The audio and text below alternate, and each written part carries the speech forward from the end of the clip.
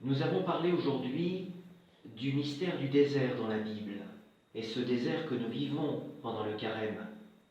On a dit quelques mots sur la grâce de cette solitude que nous avons à vivre avec le Christ.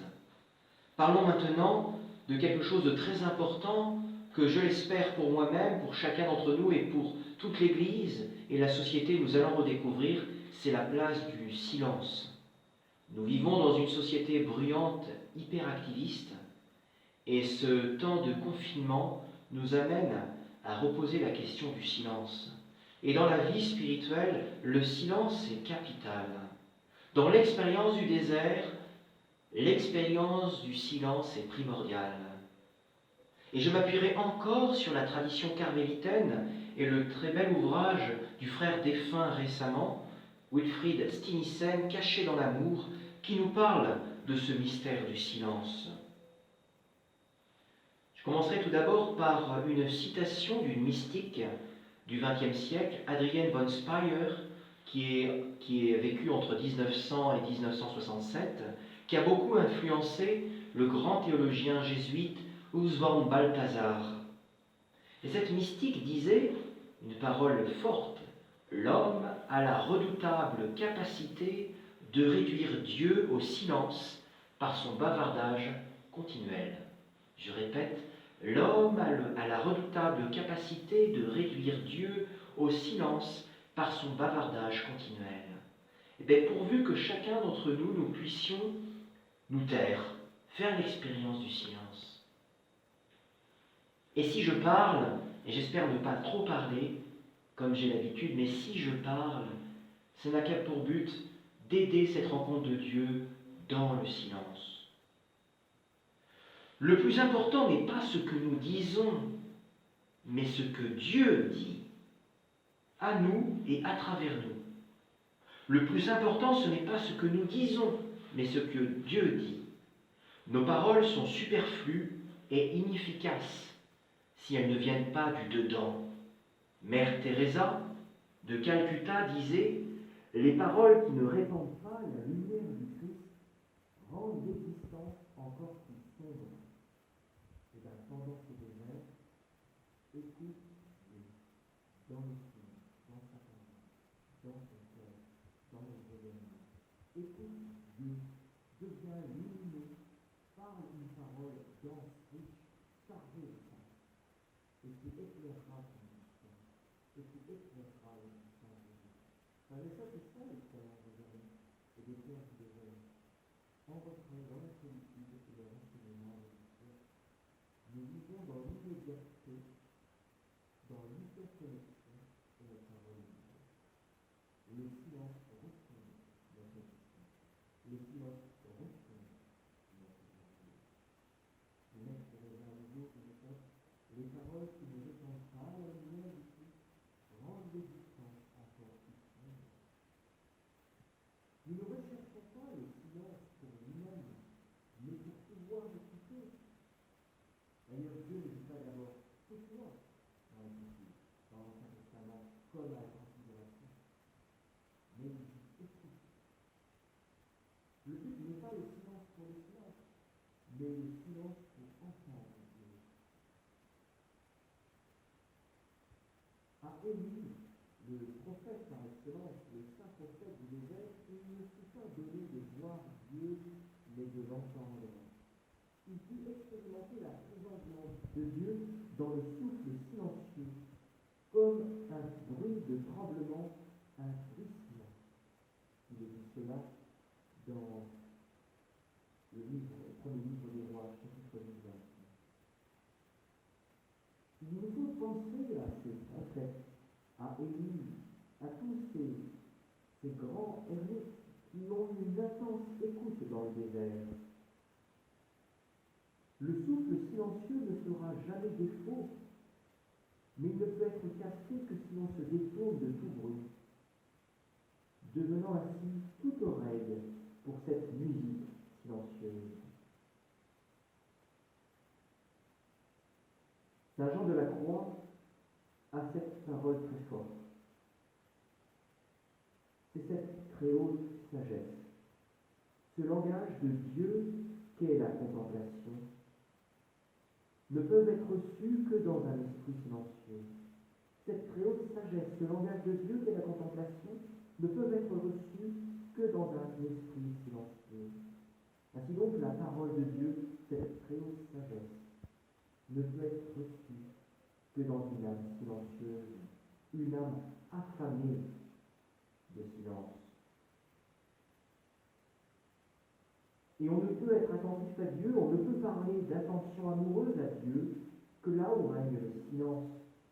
S'il n'y a pas de silence, on ne peut pas dire qu'on est attentif à Dieu. C'est même vrai aussi quand on est en face de quelqu'un et qu'on l'écoute.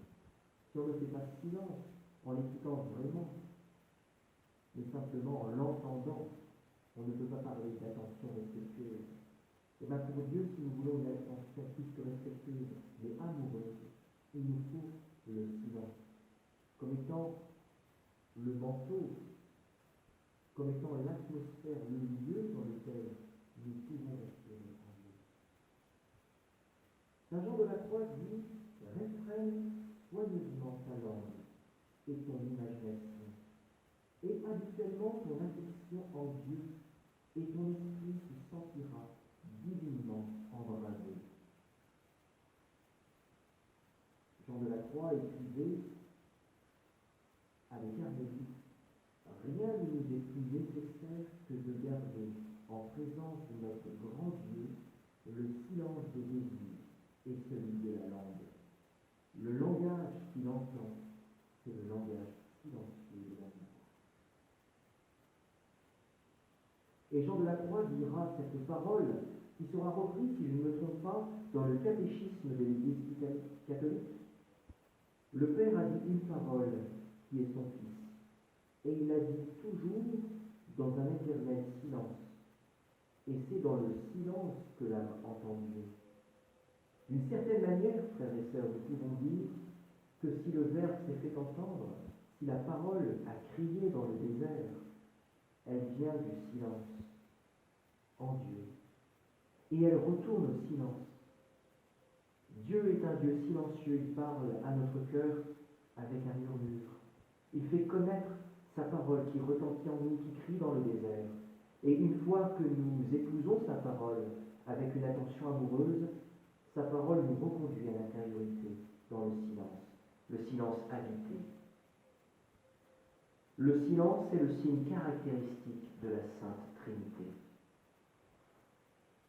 Plus tu es silencieux, plus tu es alors sur la longueur d'onde de Dieu. Prière et silence sont comme des vases communicants. Plus profonde est la prière, plus intense aussi le silence. Et plus profond est le silence, plus est réceptif. Plus tu es réceptif à la voix de Dieu. C'est pourquoi le bruit qui envahit aujourd'hui le monde à notre époque, et béni soit le Seigneur, pour un temps cela s'arrête. Mais nous pourrions combler ce vide par les médias, par Internet, par la radio, et finalement nous pourrions être encore plus bruyants chez nous. Mais le bruit qui envahit ce monde à notre époque suscite, dans une minorité croissante, un désir de silence.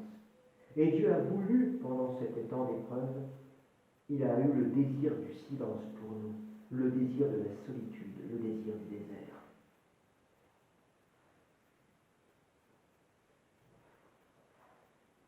La vraie vie, la vie profonde, surgit dans le silence. Frères et sœurs, contemplons la nature. La vie est particulièrement dans la nature intense, mais sa plus grande activité se fait en silence. La graine qui germe et pousse, les fleurs qui s'ouvrent. Ce qui est merveilleux, c'est que les bruits de la nature, le plus souvent, ne troublent pas même le silence, mais le rendent encore plus audible. Le bourdonnement des insectes, le chant des oiseaux, le clapotis de l'eau, le murmure du vent, même la vie humaine éclot dans le silence. L'enfant croît et mûrit dans le sein maternel, et la mère elle-même se fait toute silencieuse en pensant à la grande chose qui se passe en elle. Voyez la nature que nous pouvons contempler de notre fenêtre ou peut-être dans notre jardin, pour ceux qui ont la grâce d'avoir un jardin. Nous sommes en Vendée, nous avons théoriquement un peu plus de campagne que ceux qui habitent dans des départements plus urbains. Contemplons la sagesse de Dieu. L'Église nous enseigne que la parole de Dieu se fait connaître dans la révélation de manière éminente, les Saintes Écritures, mais aussi il y a la parole de Dieu dans le livre de la création. Et ce livre de la création se déroule en silence. Il y a un silence extérieur et un silence intérieur. Le silence extérieur est une aide et un chemin vers le silence intérieur. C'est ce que Dieu est en train de faire pour nous dans ce silence extérieur. Mais pourvu que nous puissions rentrer dans le silence intérieur. Et nous savons que des fois, une louange, un chant explicite, n'est pas silencieux, mais nous permet de rentrer dans le silence intérieur. L'essentiel, c'est le silence intérieur. Le silence extérieur est donc une aide et un chemin vers le silence intérieur. Une aide qui n'est pas toujours nécessairement, absolument nécessaire. Il n'est pas tout à fait impossible de vivre dans le bruit du monde avec une âme silencieuse. Ça arrive.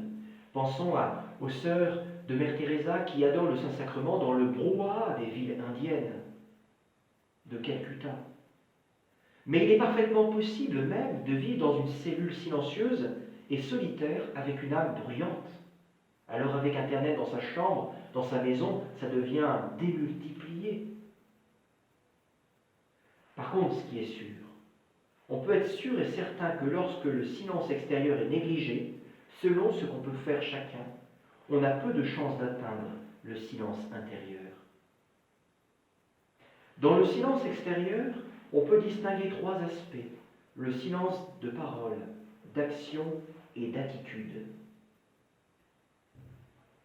En accord avec la grande tradition monastique, le grand silence, comme ce film qui a eu un succès il y a quelques années, le grand silence qui s'étend du soir au matin est un temps particulièrement sacré durant lequel on évite toute conversation afin d'être libre et de s'entretenir avec le bien-aimé.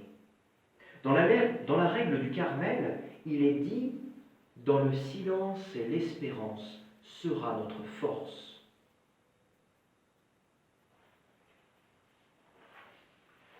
Le silence de parole peut être aussi considéré comme un élément de l'amour envers le prochain. Quand tu parles, tu troubles non seulement ton propre silence, mais aussi celui de l'autre. Et tu n'as pas le droit, par un certain bavardage inutile, de déranger les autres dans leur entretien avec Dieu. Respecte le silence de ton frère ou de ta sœur. Eh bien, voyez-vous, frères et sœurs, nous vivons confinés entre nous. Quand est-ce que dans la journée, il y a des temps de silence ? Je ne dis pas simplement le moment où tu dors, mais le moment où tu respectes ton silence, tu te respectes en étant seul avec Dieu, tu prends soin de toi, mais où tu respectes les autres, où ils peuvent être avec Dieu. Il y a un silence aussi d'action après le silence de la parole. Il peut arriver de parler peu ou pas, mais de faire quand même beaucoup de bruit par ton agir. On ne doit pas seulement garder le silence de parole dans nos monastères, ou dans notre maison, ou dans nos paroisses, dans nos diocèses. On doit aussi veiller à entretenir une atmosphère silencieuse. Pensons peut-être aux portes qui claquent, aux éternuements. Alors c'est inévitable à ceux qui sont touchés, hélas, par les symptômes bénins du corona. Mais voilà, comment vivre cette atmosphère de recueillement ?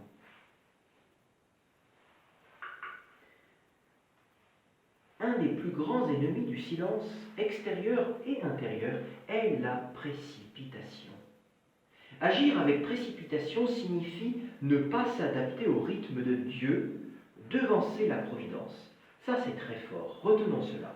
Agir avec précipitation signifie ne pas s'adapter au rythme de Dieu. Et vous voyez, Dieu a tout suspendu parmi cette expérience. Nous sommes cette épreuve du désert, du confinement. Et Dieu veut nous faire vivre simplement à son rythme, au jour le jour, dans sa providence, comme dans le désert pour Israël. Comment Dieu peut-il te parler si tu es toujours occupé ? Comment peut-il te mettre quelque chose dans les mains si elles sont déjà toujours pleines de tes projets ? Saint Augustin avait cette belle parole. Tu dois te vider de tout ce dont tu es rempli, pour te laisser remplir de tout ce dont tu es vide.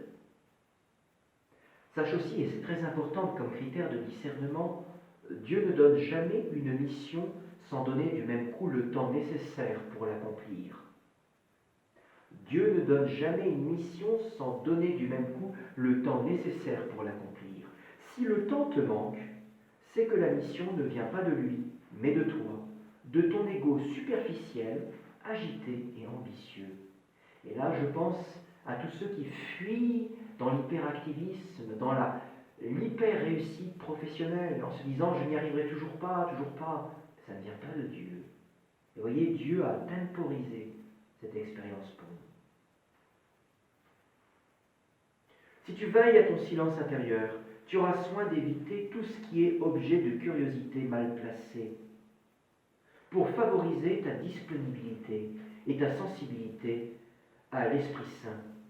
Toute information transmise par les amis n'est pas forcément nécessaire. Et là, même si nous devons nous tenir au courant, il n'est pas nécessaire de tout connaître en ce moment. Il est plutôt nécessaire d'être avec Dieu et de faire sa volonté. C'est pour ça qu'il te faudra faire des choix dans ce que tu écoutes, de ce que tu lis, de ce que tu regardes. Et ne pas chercher l'accumulation, mais le nécessaire. Et d'accepter un certain dépouillement. Exerce-toi à délimiter exactement tes diverses occupations, afin de ne pas tout mélanger. Fais ce que tu fais, et ne te casse pas la tête en pensant à ce que tu dois faire demain. Fais ce que tu fais maintenant, et ne te casse pas la tête en pensant à ce que tu dois faire demain. Quand le temps prévu est écoulé, laisse tomber l'affaire dans un saint oubli.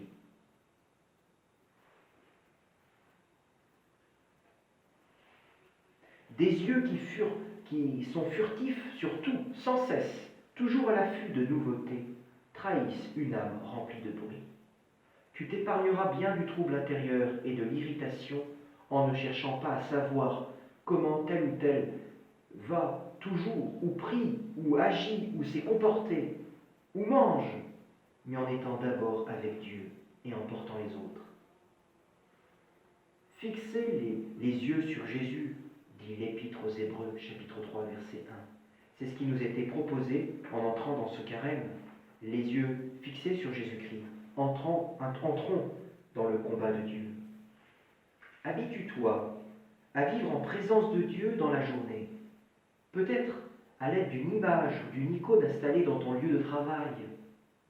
Si tu n'apprends pas à maîtriser tes pensées au cours de la journée, mais laisse le champ libre à ton imagination, tu ne pourras pas les dompter pendant le temps de prière. Saint Ignace parle de sas, cette attitude intérieure qui nous prépare à la rencontre de l'oraison. À côté du silence où Dieu parfois t'attire et te fait sentir sa présence, il pourra arriver qu'il y ait un autre silence douloureux, un silence de Dieu ressenti comme un vide, une absence de Dieu. Je pense que cette absence de Dieu est plus fortement accentuée en ce moment pour l'Église, qui est privée pour une très grande partie de ses membres de la vie sacramentelle, de pouvoir nous réunir et célébrer la messe. Et bien d'une certaine manière, ce moyen, ce silence, cette absence, Dieu met à l'épreuve ta foi. Il veut que tu ne restes pas attaché à ce que tu éprouves, mais que tu ailles plus loin, que tu sois seul à seul avec lui. Il veut purifier, approfondir ta foi, ta soif, pour te faire comprendre qu'il est plus grand que tout ce que tu peux expérimenter. Gloire soit au Père, au Fils et au Saint-Esprit, comme il était au commencement, maintenant et toujours, et dans les siècles des siècles. Amen.